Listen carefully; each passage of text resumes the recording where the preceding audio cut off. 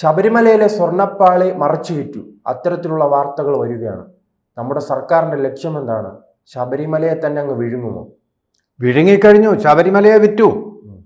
പിന്നെന്താ വിചാരിച്ചേ? സ്വർണ്ണപ്പാളി എന്ന് പറയുന്നത് എന്തെങ്കിലും ഒരു അലങ്കാരമല്ല ഇവിടെ. ആ സ്വർണ്ണപ്പാളി എന്ന് പറയുന്നത് ദ്വാരപാലകന്മാരെ പൊതിയുന്നതാണ്. ദ്വാരപാലകന്മാരെന്ന് പറഞ്ഞാൽ എന്താണ്? അയ്യപ്പന് കാവൽ നിൽക്കുന്ന ദൈവങ്ങൾ എന്നുള്ളതാണ് സങ്കല്പം. അതാണ് വിശ്വാസം. വിശ്വാസമാണ് ശബരിമല. വിശ്വാസമാണ് ശബരിമല.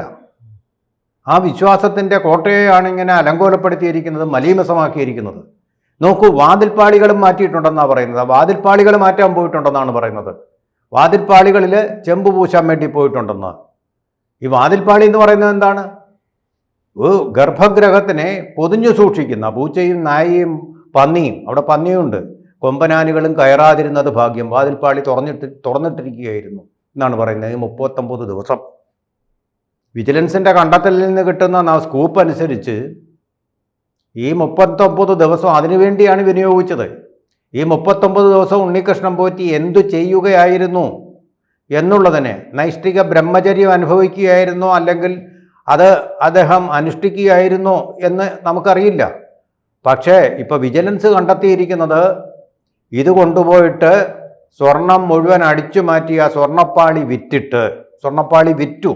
ശബരിമലയെ വിറ്റഴിച്ചിട്ട് ശബരിമലയിൽ സംഭാവന ചെയ്യുന്ന കാണിക്കയും ശബരിമലയുടെ ഭാഗം തന്നെയാണ്. അത് വിറ്റഴിച്ചിട്ട് പകരം പാളി പൂശുന്ന ഫ്രോഡ്, ചെറ്റത്തരം, കള്ളത്തരം, വഞ്ചന, വിശ്വാസവഞ്ചന, വിശ്വാസഘാതകനായിരുന്നു ഉണ്ണികൃഷ്ണൻ പോറ്റി എന്നുള്ളതാണ് തെളിഞ്ഞ് ചെമ്പ് പോലെ തെളിഞ്ഞ് വരുന്ന സത്യം. ആ ചെമ്പിൽ നിന്ന് ഇപ്പോൾ സ്വർണം വന്നുകൊണ്ടിരിക്കുകയാണ്. സ്വർണ്ണപാത്രം കൊണ്ട് മൂടപ്പെട്ട സത്യം പുറത്തു വന്നുകൊണ്ടിരിക്കുകയാണ്. ഇതുമായി അന്വേഷണം എന്താണ് ഇങ്ങനെ മെല്ലെപ്പോക്കെന്ന് പറഞ്ഞാൽ പ്രബലമായിട്ടുള്ള കള്ളന്മാരുണ്ട് ഇതിൻ്റെ പിന്നിൽ എന്നുള്ളത് തന്നെയാണ്. ഇവിടുത്തെ പോലീസ് സംവിധാനത്തെ പറ്റി ശ്രീജിത്തിന് വലിയ പിടിയില്ലെന്ന് തോന്നുന്നു. നിങ്ങൾ മുഖ്യമന്ത്രിക്കെതിരായിട്ട് എന്തെങ്കിലും ഒരു ആരോപണം ഉന്നയിച്ചാൽ ഇപ്പോൾ ഈ പറയുന്ന എനിക്ക് വേണ്ടി എന്നെതിരെയും കേസ് വരാം. അതായത് നിങ്ങളെ കുരുക്കുന്ന കേസ് സ്ത്രീപീഡന കേസായിരിക്കാം. നിങ്ങൾ സ്വപ്നത്തിൽ പോലും അറിയാത്ത കാര്യമായിരിക്കും. ആ സ്ത്രീപീഡന കേസ് നിങ്ങളെ പെടുത്തിയിട്ട് പോലീസ് വാൺ ചെയ്യും.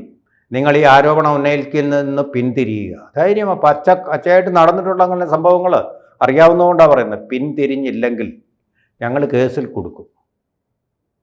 കേസിൽ കുടുങ്ങിക്കഴിഞ്ഞാൽ അറിയാമല്ലോ നിങ്ങൾക്ക്, വക്കീലിന് ഒരുപാട് കാശ് കൊടുക്കേണ്ടി വരും, കോടതി കയറി ഇറങ്ങേണ്ടി വരും, ജയിലിൽ കിടക്കേണ്ടി വരും. അതുകൊണ്ട് ഇത് പിന്മാറുന്നോ അതോ ഞങ്ങൾ ഇടപെടുന്നോ? സാധാരണ പേടിയുള്ള ആൾക്കാർ, എൻ്റെ പൊന്നേമാനി ഞാൻ ഇനിമേല ഇതുപോലുള്ള ആരോപണങ്ങൾ ഉന്നയിക്കില്ല, ഞാൻ പിന്മാറി എന്ന് പറഞ്ഞ് മാറിയ ആൾക്കാരുണ്ട്. പേടി കൊണ്ട്, ഭയം കൊണ്ടും മാനഹാനി കൊണ്ടും. കാരണഭൂതനെ. അതെ, എനിക്കെതിരെ കേസ് വന്നാൽ ഞാൻ പറയാം, സർക്കാർ പിണറായി വിജയ, ഞാൻ ഈ ആരോപണം ഉന്നയിച്ചതിന് ഏത് കേസ് വന്നാലും ശരി നേരിടാൻ ഞാൻ തയ്യാറുമാണ്. കോടതി കയറി ഇറങ്ങാനൊന്നും പോകുന്നില്ല, ജയിലിൽ പോയി കിടന്നോളാം, എന്നാലും കുഴപ്പമില്ല.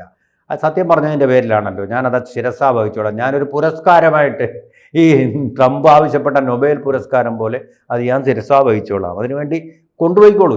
ഏത് കോടതിയിലും കൊണ്ട് ഏത് പോലീസിനെയും ഭയക്കുകയില്ല. ഇത് നിങ്ങളുടെ വിജിലൻസ് അന്വേഷണ കമ്മീഷൻ, കോടതി നിയോഗിച്ച നിങ്ങളുടെ വിജിലൻസ് കമ്മീഷണർ, നിങ്ങൾ നിയമിച്ച വിജിലൻസ് കമ്മീഷണർ തന്നെ കണ്ടുപിടിച്ചിട്ടുള്ള കാര്യമാണ്. അതാണ് ഈ 39 ദിവസം. ഈ 39 ദിവസം എന്തിനെടുത്തു എന്നുള്ള കാര്യത്തിന് ഒരൊറ്റ ദേവസ്വം ബോർഡ് പ്രസിഡന്റുമാർ ഇന്ന് വരെ ഉത്തരം പറഞ്ഞിട്ടില്ല.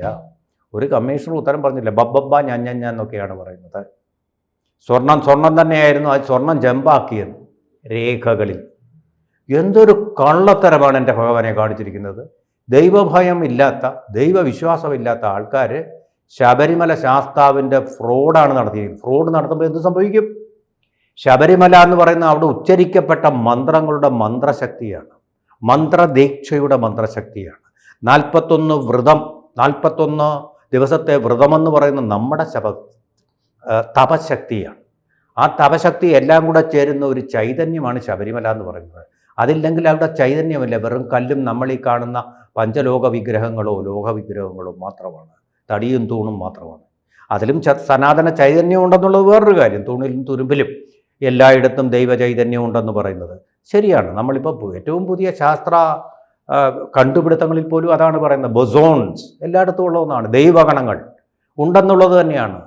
നമുക്ക് കാണാൻ പറ്റാത്ത വസ്തുക്കൾ, നമ്മൾ കാണാത്ത ദൂരങ്ങളിൽ നമ്മുടെ ശബ്ദം ചെന്ന് അലയടിക്കുന്നു. ഇതെല്ലാം നമ്മുടെ വേദങ്ങളിൽ സൂചിപ്പിച്ചിട്ടുള്ള, പറഞ്ഞിട്ടുള്ള എന്ന് ഞാൻ പറയുന്നില്ല, സൂചിപ്പിച്ചിട്ടുള്ള സനാതന സത്യങ്ങൾ തന്നെയാണ്. അതിൻ്റെ മതമാണ് ഹിന്ദുമതം. അപ്പോൾ അതിന് ഈ ചൈതന്യം നഷ്ടപ്പെട്ടാൽ, അതിൻ്റെ ശുദ്ധി നഷ്ടപ്പെട്ടാൽ സ്വർണം ചെമ്പാവുന്നത് പോലൊരു അശുദ്ധി, ഒരു ആൽക്കമിയാണ് ഇവിടെ സംഭവിക്കുക. ഇവിടെ എന്താ സംഭവിച്ചത്? ഈ വാതിൽപ്പാളികളും സ്വർണ്ണപ്പാളികളും എടുത്തുകൊണ്ടുപോയി ക്ഷേത്രത്തിന്റെ ഈ ഭാഗങ്ങൾ തന്നെ അടിച്ചു മാറ്റാൻ ധൈര്യം കാണിച്ച ആ അധികൃതർ അപ്പോൾ എന്തെല്ലാം അടിച്ചു മാറ്റി കാണും. സിനിമ ക്രേസി ഗോപാലൻ എന്നുള്ള സിനിമയിൽ ക്രേസി ഗോപാലൻ കട്ടിളകൾ, തടി കൊണ്ടുള്ള കട്ടിളകൾ മാത്രമേ അടിച്ചു മാറ്റുന്നുള്ളൂ. ശബരിമല ചെന്ന് കട്ടള മാറ്റാൻ അയാൾ ധൈര്യപ്പെട്ടിട്ടില്ല. ഇവിടെ ശബരിമലയിലെ തന്നെ എടുത്ത് കകത്തിരുന്ന കീഴ്ശാന്തിയുടെ ഒരു പരികർമ്മി, അവൻ ആരെ ഇതൊക്കെ എടുത്തുകൊണ്ട് പോയി, കട്ടിള കട്ടുകൊണ്ട് പോയി, സ്വർണം കട്ടുകൊണ്ട് പോയി. ഏതൊക്കെ 99% തെളിഞ്ഞിരിക്കുകയാണ്. കള്ളൻ ഇളിച്ചും കൊണ്ട് നടക്കുക. 10ാം ക്ലാസ് വരെ പഠിച്ചിട്ടുള്ളൂ. ഇളിച്ചും കൊണ്ട് താനെന്തോ ദൈവദൂതനാണെന്നുള്ള മട്ടിലാണ് അവൻ്റെ നടപ്പ്, അവൻ്റെ നടപ്പും ശരീരഭാഷയും. ദൈവദ്രോഹി. എന്നിട്ട് അവൻ എന്ത് കാണിച്ചതുണ്ട്? ജയറാമിനെ കൊണ്ടാണ് കാണിക്കുന്നത്. ആരാ ജയറാം? ജയറാം ഒരു സിനിമ നടനാണെന്ന് പറഞ്ഞ് വിളിച്ചു കാണിക്കാൻ പ്രത്യേക വിശേഷം, ദൈവത്തോടുള്ള അടുപ്പം എന്താ അദ്ദേഹത്തിന്? അയ്യപ്പ സേവാ സംഘത്തിൻ്റെ ആൾ വല്ലതും ആണോ അദ്ദേഹം? ഉടനെ അദ്ദേഹം ഓടി വരുന്നു. അദ്ദേഹത്തിനൊരു വിവരം വേണ്ടേ? പിന്നെ കുംഭകോണത്തും മറ്റിടത്തും എല്ലാം കൊണ്ടുപോയി ഇത് വലിയൊരു കുംഭകോണമായിട്ട് മാറിയിരിക്കുകയാണ്. എന്നിട്ട് അവിടെ ഏതോ കോടീശ്വരന്മാരായ ആൾക്കാർ അവർ ചെയ്ത പാപങ്ങൾക്ക് പരിഹാരമായിട്ടേ ആ പാളിയെടുത്ത് അവിടെ വെക്കും. പക്ഷേ സംഭവിക്കുന്നത് എന്താണെന്നറിയാമോ? അവൻ്റെ കള്ളത്തരത്തിൻ്റെ വാതുക്കൽ, കള്ളത്തരത്തിന് കാവൽ നിൽക്കുന്ന വാതുക്കൽ ഈ പാളി വെക്കുമ്പോൾ ഈ പാളിയുടെ ശുദ്ധി നശിപ്പിച്ച്, അതിൻ്റെ സത്യം നശിച്ച്, അതിൻ്റെ മന്ത്രശക്തി, അതിൻ്റെ തപശക്തി ഇതെല്ലാം നശിച്ചിട്ട് അത് വെറും ഒരു പാളിയായിട്ട് അങ്ങ് മാറുക. അതിന് ദിവ്യത്വമൊന്നും ഉണ്ടാവില്ല. അതെങ്ങനെ തടയാൻ കഴിയും? ഇനിയെങ്കിലും തടഞ്ഞില്ലല്ലോ. ശബരിമല മാത്രം, ഇതുപോലെ ദേവസ്വം ബോർഡിന്റെ കീഴിൽ എത്ര ക്ഷേത്രങ്ങളുണ്ട്. അവിടെയെല്ലാം ഇങ്ങനെ നടന്നിട്ടുണ്ടോ? ഇനി നടക്കാനുള്ള സാധ്യതയും കൂടുതലാണ്. അപ്പോൾ അത് എങ്ങനെ തടയാനാണ് സാധിക്കും? സാധിക്കില്ല. ഇപ്പൊ ദേവസ്വം ബോർഡിന്റെ തന്നെ എത്ര കോടി രൂപയുടെ സ്വത്തുക്കളാണ് അന്യദാനപ്പെട്ടത് പോയത്. എൻ്റെ ആയിരക്കണക്കിന് ഏക്കർ എസ്റ്റേറ്റ് മനോരമ കൈവശം വെച്ചിരിക്കുകയായിരുന്നു. കുറച്ച് തിരിച്ചു പിടിച്ചു. അങ്ങനെ പലരും കൈയാളിയിട്ടുണ്ട്. ഈ നമ്മുടെ തിരുവനന്തപുരം നഗരത്തിൻ്റെ ഹൃദയഭാഗത്ത് തന്നെ അങ്ങനെ കൈയാളിയിട്ടുണ്ട്. അന്യം ആർക്കും അതിലൊന്നും. കാട്ടിലെ തടി തേവരുടെ ആന, അത് തന്നെ, കാട്ടിലെ തടി തേവരുടെ ആന എന്നുള്ള മട്ടിലാണ് ദേവസ്വം ബോർഡ് പോയാൽ. നമുക്കെന്താ? നമുക്ക് സ്വരുക്കൂട്ടാൻ വേണ്ട സ്വത്ത് ഉണ്ടെങ്കിൽ അത് കൊണ്ടു അടിച്ചു മാറ്റുക എന്നുള്ളത് മാത്രമാണോ ഈ ദേവസ്വം ബോർഡിൽ ഇരിക്കുന്നവൻ്റെ എല്ലാം ലക്ഷ്യം? മനസ്സിലായോ? അപ്പോൾ അതിൻ്റെ പരിപാവനതയെ, പരിശുദ്ധിയെ കളങ്കപ്പെടുത്താനും മാനഭംഗം ചെയ്യാനും ഇരിക്കുന്ന കശ്മലന്മാരാണ് ദേവസ്വം ബോർഡ് എന്ന് പറയും. എന്നാണ് ഇത് തെളിയിക്കുന്നത്? ഇത്രയും വലിയ ഒരു ഉദ്യോഗസ്ഥ എന്ത് ചെയ്യുകയായിരുന്നു? തരുന്ന 39 ദിവസം അവിടുത്തെ സ്വർണ്ണപ്പാളി എടുത്തുകൊണ്ട് അവൻ നടന്നപ്പോൾ, തോന്നിയാസം നടന്നപ്പോൾ നിങ്ങൾ എന്ത് ചെയ്തു? നിങ്ങൾ എന്തിനാ പിന്നെ അവിടെ ഇരിക്കുന്ന? കക്കാനും മോട്ടിക്കാനും വേണ്ടിയിട്ടോ? തീവട്ടിക്കൊള്ള നടത്താൻ വേണ്ടിയിട്ടോ? കാറിനകത്ത് ഇറങ്ങി നാട് കറങ്ങാനോ? കല്യാണത്തിനൊക്കെ പോകുമ്പോൾ ദേവസ്വം ബോർഡിൻ്റെ കാറിൽ വരുമ്പോൾ ഒരു ഗമയാണല്ലോ.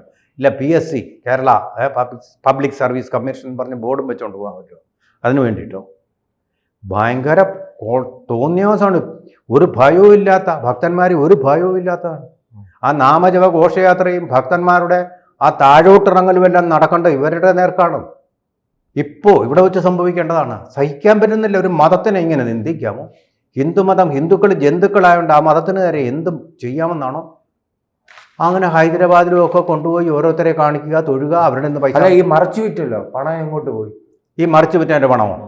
ഉണ്ണികൃഷ്ണൻ പോറ്റി ഇതിൻ്റെ ഏജൻ്റായിട്ട് പ്രവർത്തിച്ചിട്ടുണ്ട്. ഞാൻ നേരത്തെ പറഞ്ഞതുപോലെ ഈ കിട്ടിയ പണം ഈ ദേവസ്വം ബോർഡിലെ അംഗങ്ങളും എല്ലാം കൂടെ ചേർന്ന് വീതം വെച്ച് പുട്ടടിച്ചിട്ടുണ്ട് ഇവന്മാരെല്ലാം. ഉപ്പ് തിന്നുന്നവൻ വെള്ളം കുടിക്കണം. ഇപ്പോഴേ പിടിച്ച് ജയിലിലിട്ടിട്ട് ഇടി കൊടുക്കണം. ഇടി കൊടുത്തിട്ട് സത്യം പറയിപ്പിക്കണം. അതാണ് വേണ്ടത്. ഇടിക്കാൻ ഏത് പോലീസാണുള്ളത്? അവിടെയാണ് ഈ പ്രശ്നം. അപ്പോൾ പോലീസല്ലേ, ഇതിപ്പോൾ ദേവസ്വം ബോർഡ് മന്ത്രി മാത്രമല്ല, ആഭ്യന്തരമന്ത്രിയും മാറണം. സത്യം പറഞ്ഞാൽ കേരളം ഗവർണർ ഭരണത്തിലാവണം. അതാ വേണ്ടത്. ഈ അടുത്ത തെരഞ്ഞെടുപ്പ് വരുന്നതിന് മുമ്പ് ഇപ്പോൾ അയ്യപ്പ സംഘം എന്ന് പറഞ്ഞൊരു കാലത്ത് തീവട്ടിക്കൊള്ള നടത്തി. അതങ്ങനെ മോഹൻലാലിനെ, അടൂർ ഗോപാലകൃഷ്ണനെ ഫാൽക്കെ അവാർഡ് കിട്ടിയപ്പോൾ ഒരു സ്വീകരണവും ഇല്ല. മോഹൻലാലിനെ ചോദിച്ചു, അതിൻ്റെ അറിയാം, അവരുടെ ആരാധകരുടെ വോട്ട് ക്യാച്ച് ചെയ്യാൻ വേണ്ടിയിട്ട്. അങ്ങനെ ഒരു സംഭവം ഇനിയും വരുന്നുണ്ട്. പാലസ്തീൻ സംഗമം. അതിന് മുമ്പ് അവിടെ വെടി തീർന്നു എന്നുള്ള വാക്ക് അറിഞ്ഞുകൊണ്ട് തന്നെ ഉപയോഗിച്ചതാണ്. പിന്നെ ന്യൂനപക്ഷ സംഗമം നടത്താം മലപ്പുറത്ത് പറ്റിയ സ്ഥലമാണ്. EMS വെള്ളിത്തളികയിൽ വെച്ച് കൊടുത്ത ജില്ലയാണല്ലോ അത്. അത് രണ്ടായിട്ട് ഇനി വേണമെങ്കിൽ ഒരു ജില്ലയും കൂടെ അനുവദിച്ചു കൊടുക്കും അവിടെ ഇപ്പോൾ, അടുത്ത ജില്ലയും കൂടെ.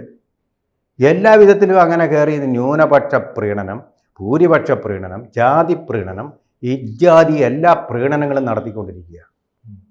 ആരാ നടത്തുന്നത്? ഈ ഒരു ജാതി സംഘടനയുടെ വാക്ക് കേട്ട് ഞാൻ ഞാൻ അതിന് മറുപടി പറയാൻ പോകുന്നില്ല, അതനുസരിച്ച് ഗവൺമെൻറ് പ്രവർത്തിക്കാനും പോകുന്നില്ലെന്ന് പറഞ്ഞാൽ സാക്ഷാൽ ഇരട്ടച്ചങ്കൻ പിണറായി വിജയനാണ് ഇത് പറഞ്ഞുകൊണ്ടിരിക്കുന്നത്. കൂടുതൽ വാർത്തകളും വിശേഷങ്ങളും നിങ്ങളിലേക്ക് എത്താൻ ABC മലയാളം സബ്സ്ക്രൈബ് ചെയ്യുക, ബെൽ ബട്ടണും അമർത്തുക.